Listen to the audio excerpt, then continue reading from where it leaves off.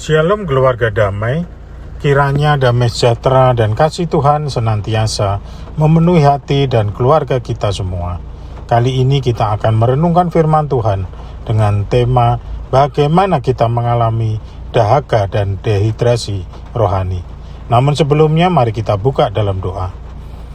Bapa di surga, kami bersyukur atas kesempatan untuk merenungkan firman-Mu. Bukalah hati kami dan pikiran kami, agar kami memahami kebutuhan rohani kami dan mengalami hidup yang Engkau berikan.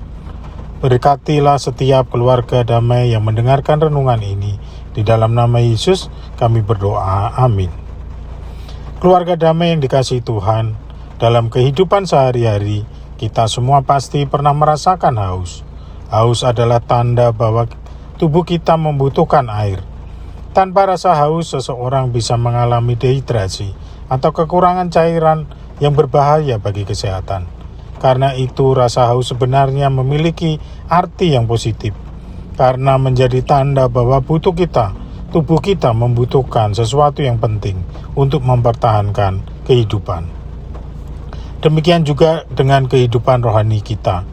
Manusia bukan hanya memiliki tubuh jasmani, tetapi juga memiliki jiwa dan roh. Ketika jiwa kita merasa kosong, gelisah, atau tidak menemukan kedamaian, sebenarnya kita sedang mengalami dahaga rohani. Dahaga ini adalah kerinduan terdalam manusia akan Tuhan, akan kasih-Nya, dan akan damai sejahtera yang sejati. Namun jika kita tidak segera mengatasi dahaga ini, kita bisa mengalami yang jauh lebih parah, yaitu dehidrasi rohani. Jadi segeralah mengatasinya. Jemaat damai, bagaimana bisa terjadi dahaga rohani dan bagaimana cara mengatasinya? Dahaga rohani sering terjadi ketika hubungan seseorang dengan Tuhan mulai menjauh. Saat seseorang jarang berdoa dan jarang membaca firman Tuhan dan tidak lagi membangun hubungan yang dekat dengannya. Perlahan-lahan jiwanya akan menjadi kering. Hati yang seharusnya dipenuhi dengan kehadiran Tuhan mulai merasakan kekosongan. Dalam keadaan itu, banyak orang mencoba mengisi kekosongan tersebut dengan berbagai hal duniawi seperti harta, hobi, kesibukan, dan pencapaian hidup. Namun semua itu hanya memberikan kepuasan sementara dan tidak mampu menjawab kebutuhan terdalam jiwa manusia. Selain itu, pergumulan hidup seperti masalah, kekecewaan, tekanan, dan luka batin juga dapat membuat hati menjadi lelah dan kehilangan sukacita rohani.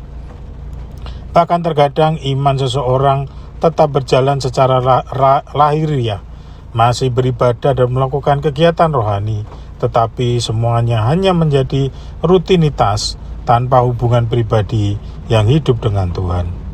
Ketika hal itu terjadi, jiwa manusia mulai merasakan dahaga rohani yang dalam. Mari kita mendasari renungan ini dengan firman Tuhan dari Yohanes 4 ayat 13 hingga 14 yang berkata demikian. Barang siapa minum air ini, ia akan haus lagi. Tetapi barang siapa minum air yang akan kuberikan kepadanya, ia tidak akan haus selama-lamanya. Sebaliknya, air yang akan kuberikan kepadanya akan menjadi mata air di dalam dirinya, yang terus-menerus terpancar sampai kepada hidup yang kekal. Berdasarkan firman Tuhan yang kita baca tadi, sebagai kabar baiknya, dahaga rohani tidak dibiarkan Tuhan tanpa jawaban. Yesus sendiri berkata bahwa Dia adalah sumber air hidup yang dapat memuaskan jiwa manusia. Ketika seseorang datang kepada Yesus dengan hati yang terbuka, Dia memberikan kehidupan yang baru dan menyegarkan jiwa yang kering. Oleh karena itu, setiap orang percaya harus terus menghidupi firman Tuhan setiap hari. Sebab firman Tuhan memberi kekuatan, penghiburan, dan arah kehidupan. Kehidupan doa yang sangat penting, karena melalui doa kita membangun hubungan yang intim dengan Allah. Selain itu, hidup dalam persekutuan, baik dalam keluarga maupun dalam komunitas iman, menolong kita untuk saling menguatkan dan bertumbuh bersama secara rohani. Dengan demikian, air hidup dari Tuhan terus mengalir dalam kehidupan kita. Keluarga damai, haus rohani juga dapat dialami oleh seorang pelayan Tuhan. Walaupun seseorang aktif melayani, bukan berarti ia kebal dari kekeringan rohani. Ada beberapa penyebab yang sering membuat seseorang pelayan mengalami dahaga rohani. Yang pertama, terlalu sibuk melayani tetapi kurang bersekutu dengan Tuhan. Seorang pelayan bisa sangat sibuk mempersiapkan pelayanan, mengurus kegiatan gereja atau melayani banyak orang, tetapi tanpa disadari, waktu pribadi dengan Tuhan menjadi berkurang. Akibatnya pelayanan dilakukan dengan kekuatan sendiri, bukan dari persekutuan yang intim dengan Tuhan. Yang kedua, melayani sebagai kewajiban, bukan sebagai panggilan kasih. Ketika pelayanan mulai terasa hanya sebagai tugas dan tanggung jawab, bukan lagi sebagai ungkapan kasih Tuhan, maka hati dapat menjadi lelah dan kehilangan sukacita rohani. Kelelahan fisik dan emosional atau burnout pelayanan. Pelayanan sering menghadapi banyak kebutuhan, masalah jemaat atau tekanan pelayanan. Jika tidak diimbangi dengan istirahat dan pemulihan rohani, kelelahan ini dapat membuat hati menjadi kering. Berikutnya, kekurangan pengisian rohani. Pelayan Tuhan yang membutuhkan makanan rohani jika hanya memberi kepada orang lain, tetapi jarang mengisi diri melalui firman Tuhan, doa dan pembinaan rohani, maka jiwa akan mengalami kekosongan. Kekecewaan dalam pelayanan dan motivasi pelayanan yang mulai bergeser. Terkadang pelayanan tidak berjalan sesuai harapan, muncul konflik, kritik, atau kurangnya pergaulan. Dan juga pelayanan mulai terpengaruh oleh keinginan akan pengakuan, posisi, atau pujian manusia. Maka hubungan dengan Tuhan menjadi tidak murni dan akhirnya menimbulkan kekeringan rohani. Kesimpulannya, seseorang pelayan dapat mengalami haus rohani ketika pelayanan tidak lagi mengalir dari hubungan yang hidup dengan Tuhan.